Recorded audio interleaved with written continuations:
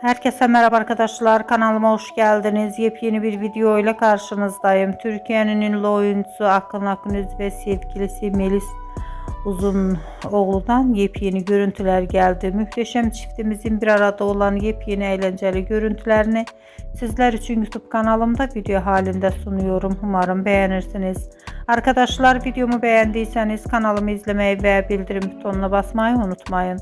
Şimdilik benden bu kadar olsun. Yeni videomuzda görüşmek üzere. Hoşça kalın.